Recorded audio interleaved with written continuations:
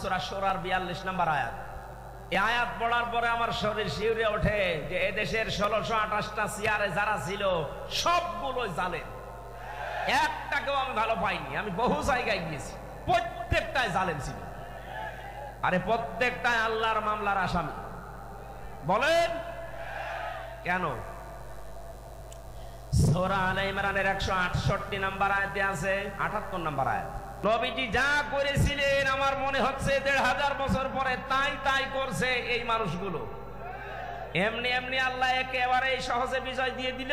এর ভেতরে কত ঘাম, কত রক্ত, কত কৌশল, কত বুদ্ধি আপনি টের পাচ্ছেন? 15.5 বছর বহু চেষ্টা হয়েছে, কিচ্ছু হয়নি। জালেম আরো তার বৃদ্ধি বাড়িয়েছে। কথা বলেন। বিশ্ব নবী জানালেন তোমরা পায়খানা কম বানাবা আর চুলা বেশি বানাবা। ওই সময় আবু জেহেল তো আগেই মারা গেছে বদরে। মক্কা বিজয়ের সময় বেঁচে ছিল কাফেরদের যে নেতৃত্বে ছিল এই লোকটার নাম আবু সুফিয়ান। খুব কৌশল বুঝতো। রাতের বেলা গোয়েন্দাদেরকে 4 জনকে পাঠিয়েছে, যা তো দেখ মুহাম্মদ এসেছে নাকি মক্কা বিজয় করার জন্য, লোকজন কেমন আছে এটা একটু দেখে আয়। ওরা রাতের বেলা একটু হাফসা হাফসা দেখে, পাহাড়ের পাদদেশ থেকে তাকিয়ে দেখছে মানুষ আর কয়জন তো জানে না তাঁবুর ভেতরে, শুধু চুলা গুনতেছে। রান্নাঘর 1 2 3 4 মানে এক একজন মানুষ বানিয়েছে 8টা 10টা করে। 10,000 মানুষ যদি 5টা করেও বানায়, বলেন কত? এই 50,000 গুনতে গুনতে ওদের রাত হয়ে গেছে, রাত 12টা 1টা। একটা কাজ হলো, 5 চুলা যদি এত হয়তো মানুষ কত আছে ও গুনে শেষ করা যাবে না। চল নেতারে বলে। নেতারা এসে বলছে যে কি মানুষের পরিমাণ আমরা জানি না, তাঁবুর ভেতরে কত কি আছে, খালি চুলা গুনেছি। রান্নাঘর গণনা করতে করতে রাত প্রায় অর্ধেক হয়ে গেছে, আমরা চলে আসলাম। মানুষের হিসাব আমরা জানি না। ধমক দিয়ে বলছে পাঠালাম তোদের মানুষ গণনা করতে, তোরা চুলা গুনলি, তোদের দিয়ে হবে না। আরো নতুন 4 জনকে ভোরবেলার দিকে পাঠিয়েছে, যা এবার দেখ। নবী যে জানিয়েছিলেন পায়খানা কম বানাবা, আর এ রাতে যেহেতু এ কাজে সবার যাওয়া লাগে, প্রাকৃতিক প্রয়োজন, এক একটা পায়খানার সামনে দাঁড়িয়ে আছে 200 500 700 করে। ওরা গণনা করছে লাইন, 4-5 লাইন গণনার পরে চিন্তা করছে এ তো কয়েক হাজার হয়ে গেল। আর তাঁবুর ভেতরে যে কত আছে ও আল্লাহ জানে, দরকার নেই। যে বলছে কত মানুষ আছে গণনা করতে পারেনি, কিন্তু পায়খানার সামনে যে লাইন, 4-5 লাইন গণার পরে আমাদের আর সহ্য হয়নি, চলে এসেছি। গণনা করতে পাঠালাম কি আর তোরা গুনলি কি? তোদের দিয়ে হবে না, আমি নিজে একা যাবো। সকালবেলা গেছি, রোদ পড়ছে যখন চিকচিক করে তরবারির উপরে 10,000 মানুষ দাঁড়িয়ে আছে সকালবেলা। হযরতে আব্বাস রাদিয়াল্লাহু তাআলা আসছিলেন এই দৃশ্য দেখার জন্য। পাহাড়ের পাদদেশে দাঁড়িয়ে আবু সুফিয়ান তাকিয়ে দৃশ্য দেখে হযরতে আব্বাসকে দেখতে পেলেন। বললেন, আব্বাস, মনে হচ্ছে তোমার ভাইয়ের ছেলে ভাতিজা আজ বিশাল বাদশা হয়ে গেছে। তার মশান কি 10,000 তরবারি নিয়ে একা একা গিয়েছিল, অথচ আজকে এসেছে 10,000 মানুষ নিয়ে। হযরতে আব্বাস ওই দিন বলেছিলেন, আবু সুফিয়ান তোমার চোখ তোমাকে ধোঁকা দিচ্ছে, ভালো করে চোখ মলন করে আবার একটু তাকিয়ে দেখো, এর নাম বাদশাহী না, এর নাম নবুয়ত। নবুয়তের শান আছে, এই জন্য তুমি এখনো দাঁড়িয়ে আছো। নবুয়ত যদি না হতো তাহলে তোমার মতো কাফের এই জায়গায় কল্লা নিয়ে বডির উপরে দাঁড়িয়ে থাকতে পারতে না। আগস্টের 5-এর পরে যারা ইসলাম বোঝেন না তারা কিন্তু উল্টাপাল্টা শুরু করেছিলেন, কিন্তু সত্যিই যারা ইসলাম বোঝে 152 জনের ভেতরে 108 জন যারা, তাকান তো, তারাও ঠিক এইটাই কায়েম করেছে। তারা দেখিয়েছে কিন্তু একটাকেও আঘাত করে না। শেষ পর্যন্ত একটা মুসলমান হয়ে গিয়েছিল। চিন্তা করেছেন কোথায়? শত্রুদের ঘরে আশ্রয় নিলে বলেছিলেন মাফ করে দিবা। এত বড় কঠোর এবং প্রকাশ্য শত্রু ছিল আবু সুফিয়ান।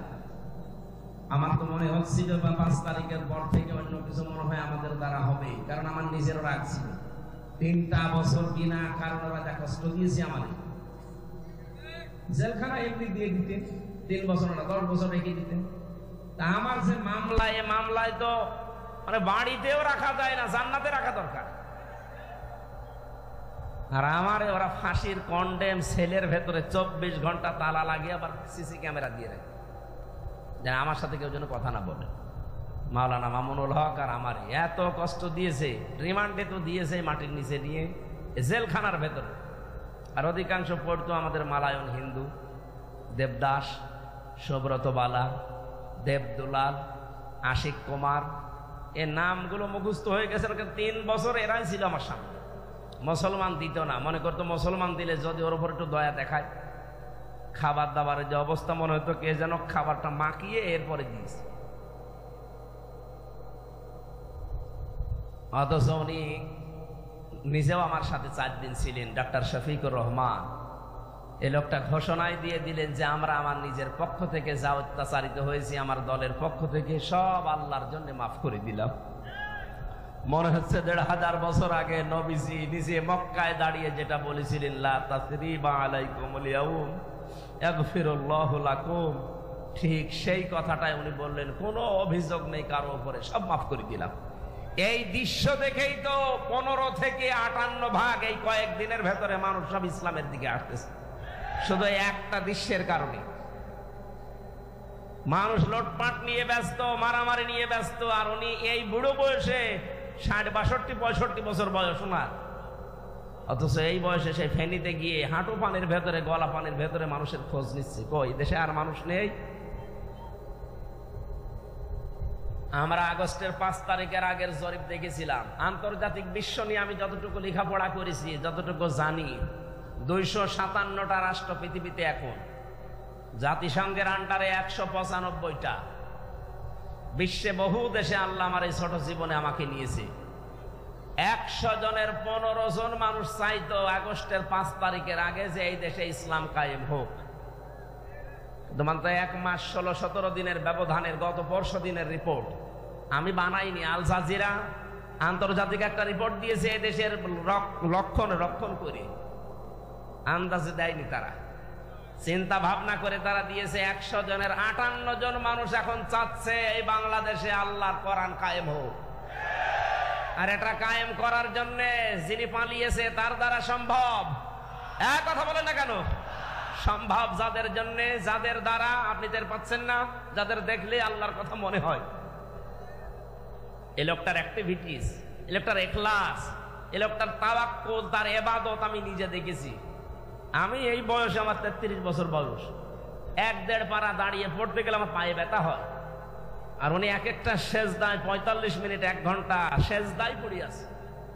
আমার বাবার চাইতেও বয়স বেশি, আমার বাবার 52, ওনার 62-র উপরে। এত বয়সে যদি ইবাদত করতে পারে, যৌবন বয়সে কি করেছে তার ইখলাস দেখেই তো আল্লাহ মানুষের মনের ভেতরে মহব্বত, ভালোবাসা ঢেলে দিয়েছে। প্রকাশ্য শত্রু, তারপরও সামনে গেলে নরম হয়ে যায়। কুষ্টিয়ায় গিয়েছিল কিছুদিন আগে, এক নজর দেখার জন্য হিন্দু পর্যন্ত পাগল যে একটু দেখতে দেন। এই ভালোবাসাটা পয়দা করেছে টাকা পয়সা দিয়ে। এই কথা বলেন। আল্লাহ বলেন, কোন মানুষ যখন ঈমান আর আমলে উত্তীর্ণ হয়, তখন আমি আল্লাহ ওই লোকটার প্রতি সৃষ্টি জগতের ভেতরে একটা ভালোবাসা পয়দা করে দিই। এটা বাস্তব, আমরা এখন দেখলাম। সুতরাং চুলকানি যাদের উঠতেছে, শিবিরের নাম শুনেছে, সমন্বয়ক 152-র ভেতরে 108 জনই শিবির। আরে শয়তান, তোর ছেলে মেয়ে কোথায় ছিল?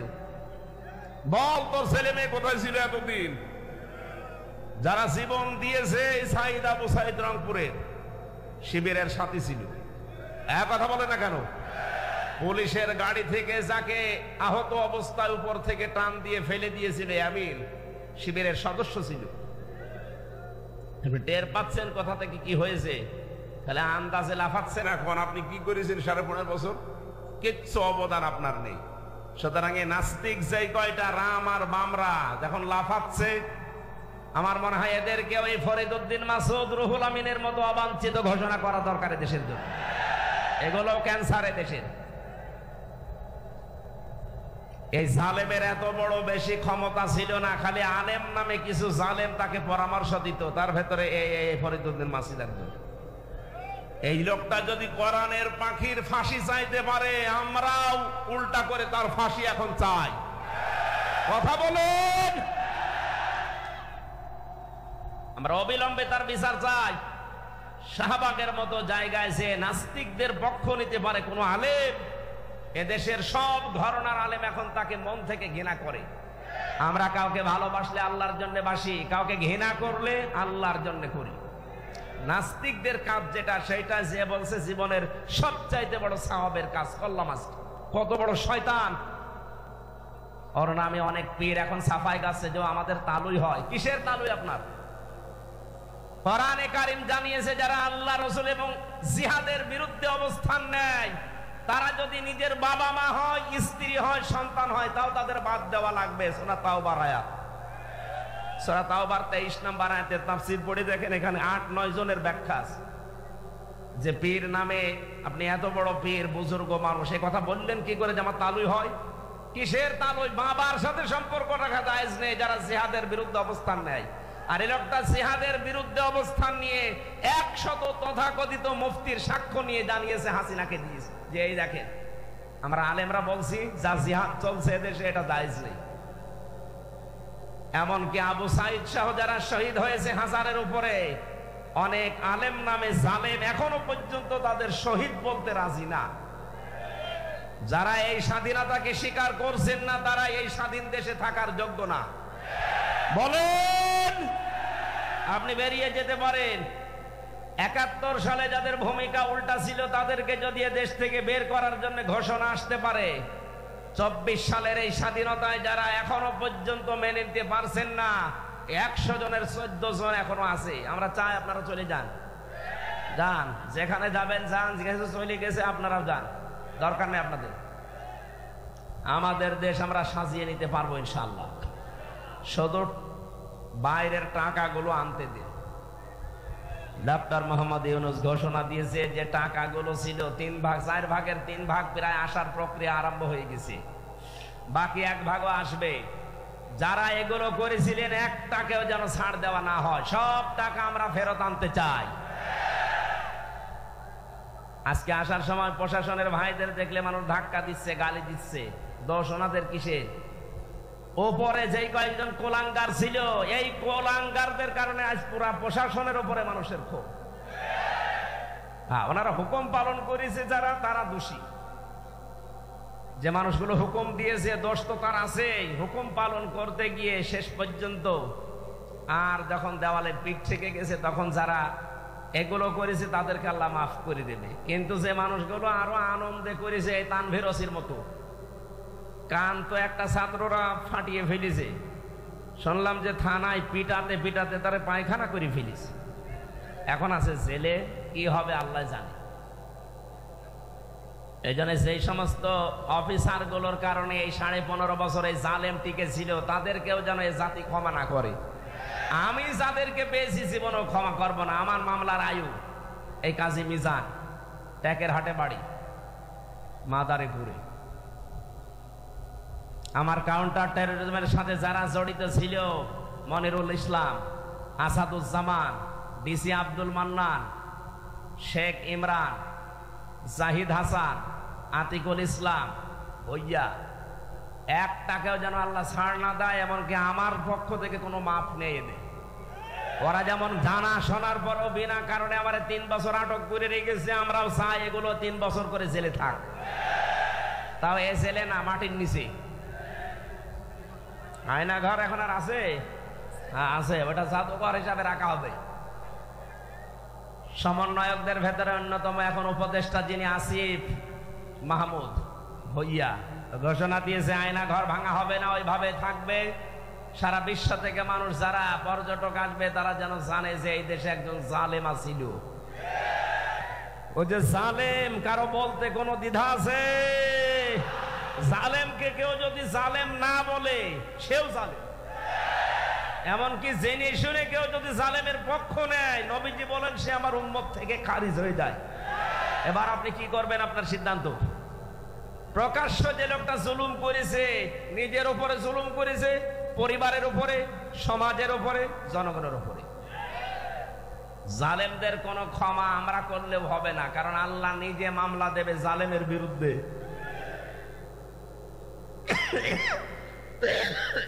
কথাটা খুব ভয়ঙ্কর কথা। আল্লাহ নিজে মামলা দেবে, আপনি টের পাচ্ছেন? আমার তো এই আয়াত পড়ার পরে সূরা শুরার 42 নম্বর আয়াত, এই আয়াত পড়ার পরে আমার শরীর শিউরে ওঠে যে এদেশের 1628টা চেয়ারে যারা ছিল সবগুলোই জালেম, একটাকেও আমি ভালো পাইনি। আমি বহু জায়গায় গিয়েছি, প্রত্যেকটাই জালেম ছিল। আরে প্রত্যেকটাই আল্লাহর মামলার আসামি। বলেন কেন? সূরা আলে ইমরানের 168 নম্বর আয়াতে আছে, 78 নম্বর আয়াত,